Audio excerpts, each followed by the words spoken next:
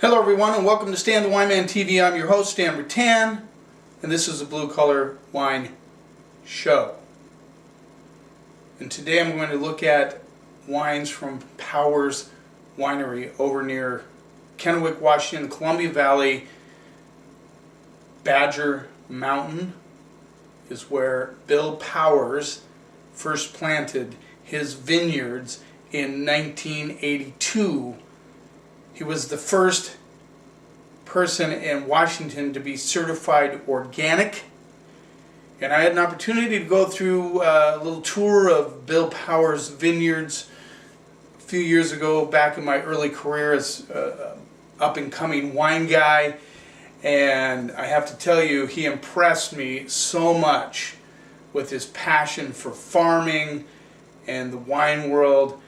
And he has a certain area of his vineyards that are certified organic, but he said, you know, I grow everything organic now. I don't certify them all organic. He said it's a little bit of a labor issue getting all that done. He said, and ever since I've gone organic, I have no problems with bugs or any pests or anything like that, which is an amazing testament to that type of farming.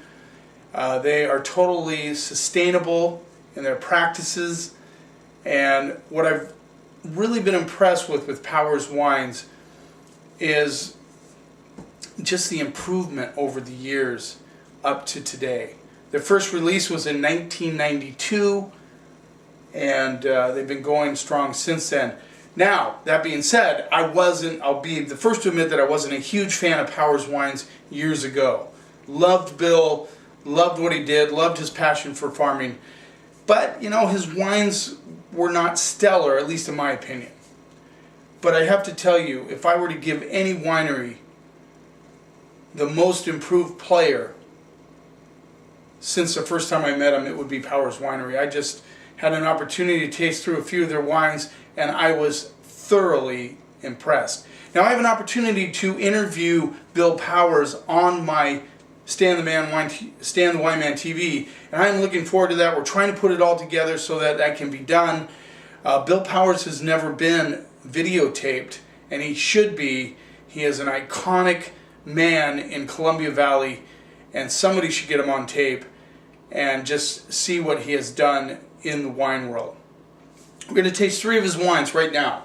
First, we're going to try the Powers Viognier.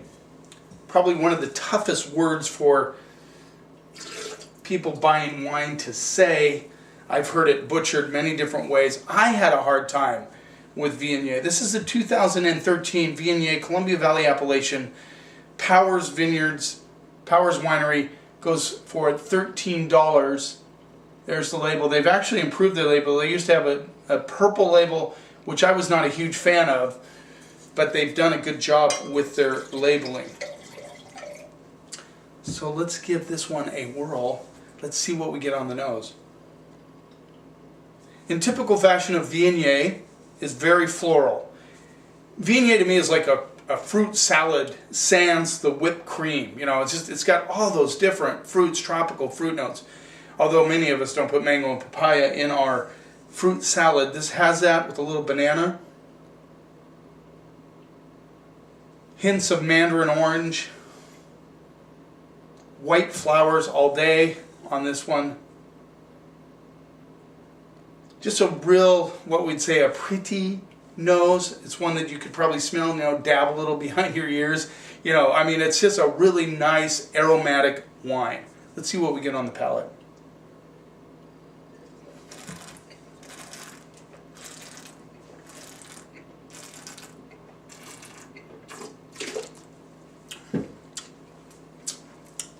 What I like about this Viognier, a lot of them can get a little bit over the top when it comes to the fruit. I mean, classic example, and this is one of my top selling Viogniers, but Klein Vineyards Viognier, just a bowl full of fruit. I mean, it's just over, you know, for some people it might be overwhelming. This one is a little more restrained. It has the fruit, it has the mango, it has the papaya, it has the mandarin orange, it has the tangerine, it has the banana in it. But they're backed by a great acidity.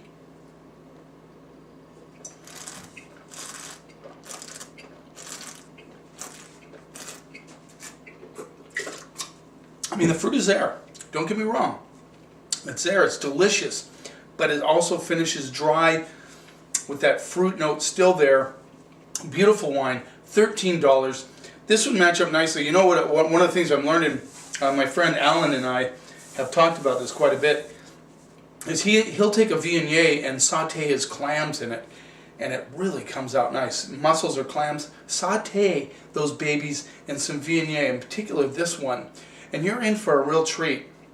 What I like about Viognier is it's just a nice wine.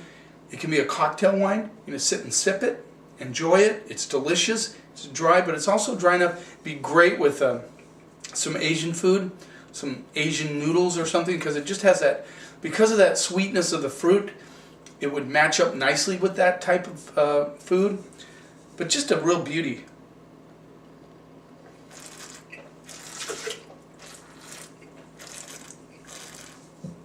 Yeah, if you haven't delved into the world of Viognier, don't say Viognier, Viognier, if you haven't experimented with it, I'd encourage you to do so. Whether you start with Klein if you like them a little bit more fruit forward, or you go to Powers like this one, which it has a really good balance, nice and clean, crisp, still has the fruit. I'd encourage you to go there. I'm going to give this Viognier a B+. I think it's an excellent effort. $13, very reasonably priced. Good job. Let's move on to the next one. Luke Bradford from Core Cellars called Malbec the bridesmaid of Washington wines. In other words, there's quite a bit of Malbec coming out of Washington. It doesn't get the glory that the Cabs and the Syrahs get. This is 2011 Powers Malbec, Columbia Valley. This rolls in at a very reasonable $12, which I have to tell you is unheard of for a domestic Malbec from Washington. Usually they're anywhere between, $20 and $40. Cost of fruit is more, that sort of thing. Of course, Bill Powers now, he's been around a long time. He gets a lot of respect. They've done some investing with other folks in vineyards. So this guy gets fruit, and he's probably had long contracts for Malbec over the years. But incredible price, $12. Let's see what we get on the nose. Classic blackberry, black plum. Little hints of currants.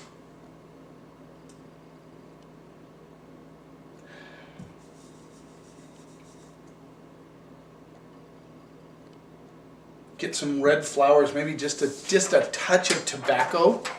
Now, the thing about Malbec that amazes me, and you probably can't see this, but is just the incredible dark color on this, very, very ruby red. You almost can't even see through it. It's so dark, which is a very typical thing about Malbec. I'm even getting a little cherry, like red cherry, a little interesting. Maybe a touch of blueberry. Let's see what we get on the palate.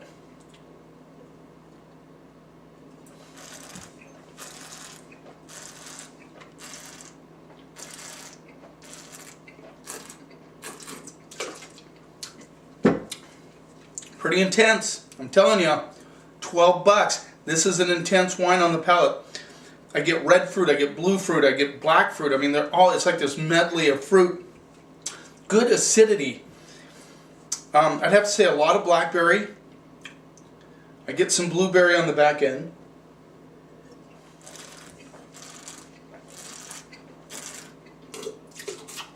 Blended with some red cherries in there. A red cherry, some violets, which is very interesting. I love the violet notes on this. Just a hint of tobacco. There's just a little leather kind of grippiness on the backside. This is a really, really, really good Malbec for $12. I have to tell you, I'm serious. You rarely will find this quality of a Malbec in Washington for this price. It's crazy. This would stand up to a lot of Argentinian Malbecs. I'm serious. Good acid. This is a great food wine. I mean, you're talking about a Malbec that will go with pizza, burgers, barbecued ribs, barbecued chicken. I mean, this has diversity. I'm telling you, they hit a home run with this baby.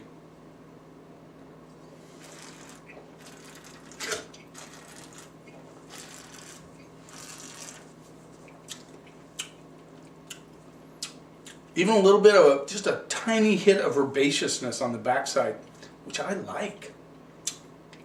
Now, I've been thinking about my grading so far, and I think sometimes I get a little bit generous on my grading. I don't want to be hard-nosed on purpose. I mean, I think that's wrong. I think some, believe it or not, some wine critics take pride in just, I'm going to be a hard-nose. I'm not going to give it a good grade no matter what. I'm just telling you, for $13, this is an A- Malbec. And I kid you not. I mean, there's nobody, I believe there's nobody that would buy this and believe and get disappointed at all for what they're getting. This is a beauty. I'm giving an A-.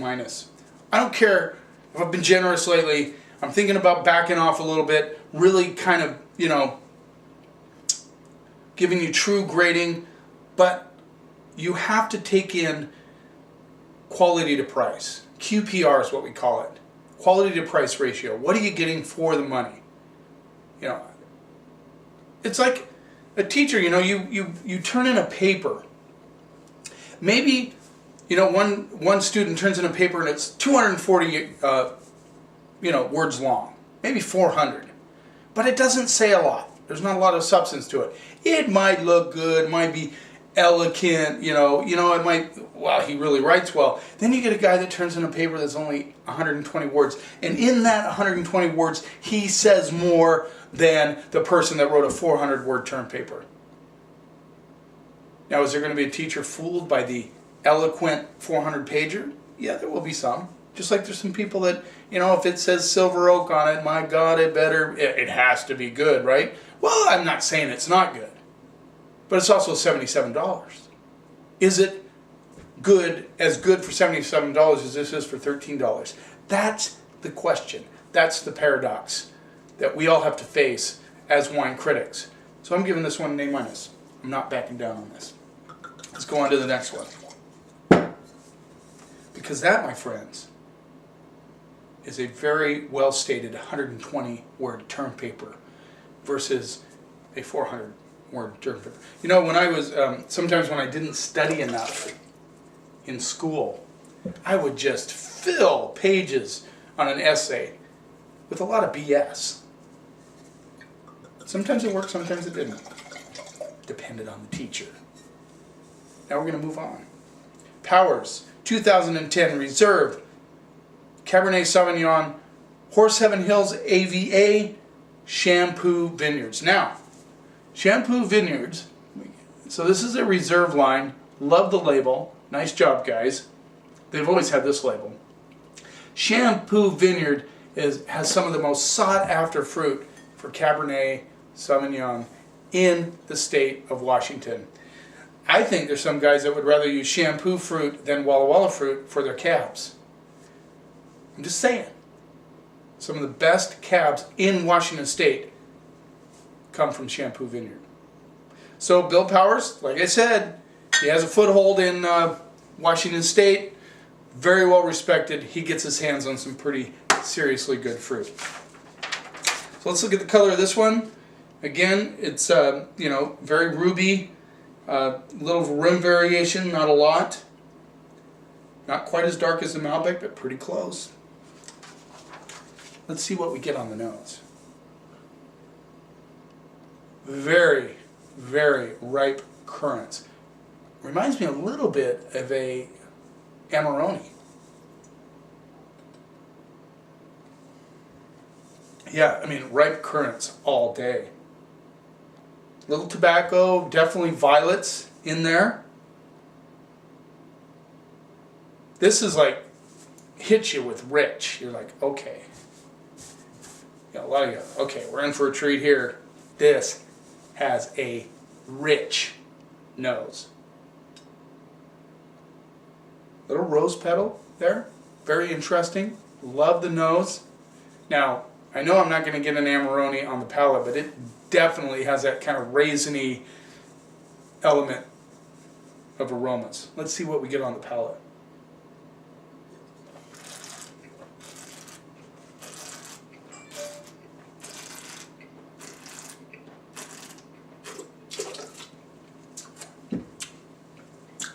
Forgot to mention this is $30. So it's their higher tier. Like I said, once you drink this, forget Amarone. It has a little bit of that, there's hints of that raisin that kind of, go throughout the palate. You get it. It's like an essence of that. But that's not what this wine is about. It has great structure. It's a big wine, but it has good tannic structure, good acidity. I mean, it's got the violets and the currants and the cherries going on.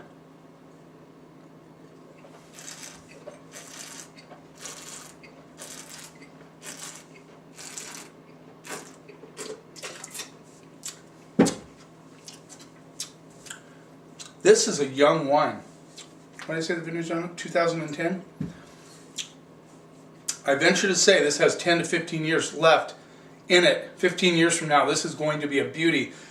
There's nice grip on the back end of this. Of course, it has oak, of course. But very well integrated with the fruit, the tannins, the acidity. This is a beauty. And yet at the same time, there's that, that black currant thing that goes through from front to back. It's there. It's lingering. I mean, I'm still tasting this wine. A little bit of tobacco. The violets are there. This is a beauty. I'm telling you.